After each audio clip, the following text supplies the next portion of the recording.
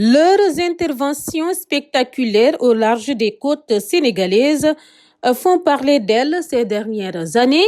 Les 2975 kilos de cocaïne rapportés le 28 novembre 2023 à la base navale Amiral Faye Gassama de Dakar tournent encore dans les têtes.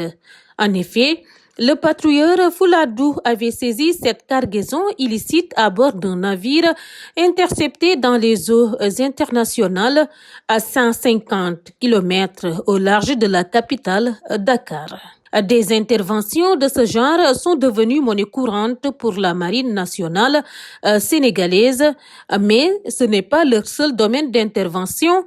Ces unités de cette branche de l'armée nationale qui depuis quelque temps se font la part belle dans le domaine de la technologie, sont au cœur de la lutte contre l'immigration clandestine et d'autres missions de sécurité et de défense en mer.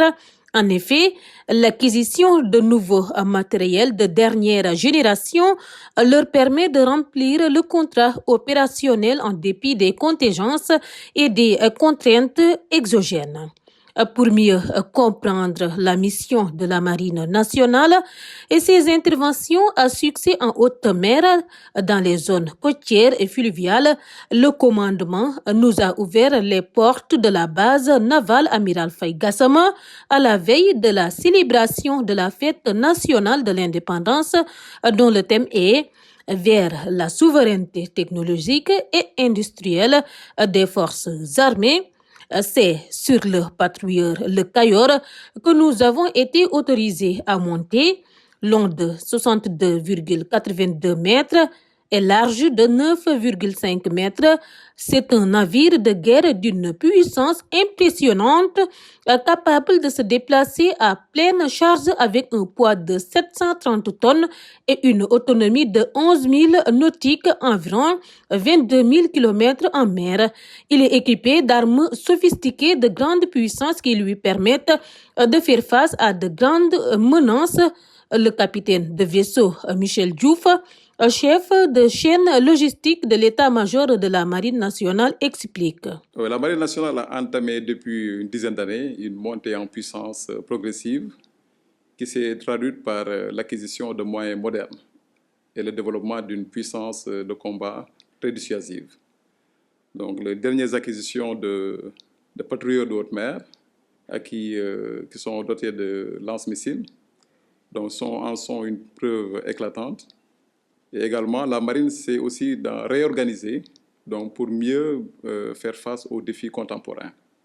Donc, cela passe par l'organisation organique de l'état-major, mais également par la création de nouvelles unités donc, qui sont beaucoup plus en phase avec les défis sécuritaires présents.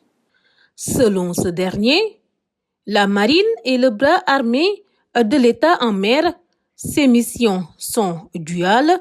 D'une part, elle assure la défense maritime, c'est-à-dire protéger l'intégrité du territoire maritime contre des menaces. D'autre part, la marine fait des missions d'action de l'État en mer, autrement dit, tout ce qui relève de la surveillance des pêches, la lutte contre les trafics illicites, la recherche et le sauvetage. Dès son accession à l'indépendance, le Sénégal est doté d'un bras armé en mer pour exercer sa souveraineté sur l'espace maritime et assurer le contrôle de ses eaux intérieures.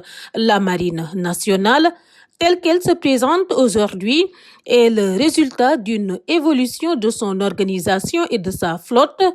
Cette montée en puissance, notamment sur le plan technologique, a activement contribué au succès d'opérations majeures. Donc, la marine donc, est un pilier très important dans l'action de l'État en mer. La maritimisation de l'économie sénégalaise est un levier important pour développer une industrie maritime nationale souveraine et cela passe, selon le capitaine de vaisseau Michel Diouf, par le développement de capacités nationales autonomes. Derrière la marine nationale se cache tout un écosystème donc de petites et moyennes entreprises.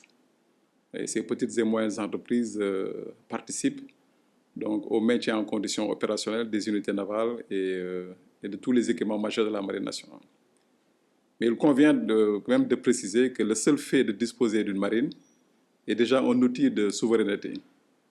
Parce que la marine nationale est responsable de la protection des droits souverains dans un espace maritime qui s'étend sur 212 000 km². Et la marine nationale également participe à la diplomatie navale. Et ça, c'est un outil important, un atout important dans la souveraineté nationale. Lors de sa visite à la base navale Amiral Faye à Gassama de Dakar, le président de la République, chef suprême des armées, avait souligné l'importance de disposer d'une marine nationale crédible, capable d'assurer la sécurité et la sûreté en mer et de favoriser l'émergence d'une économie bleue. Pour cela, la hiérarchie va mettre l'accent lors des prochains contrats d'acquisition, le transfert de technologies, de compétences afin de générer des capacités endogènes qui sont nécessaires à la souveraineté industrielle et technologique.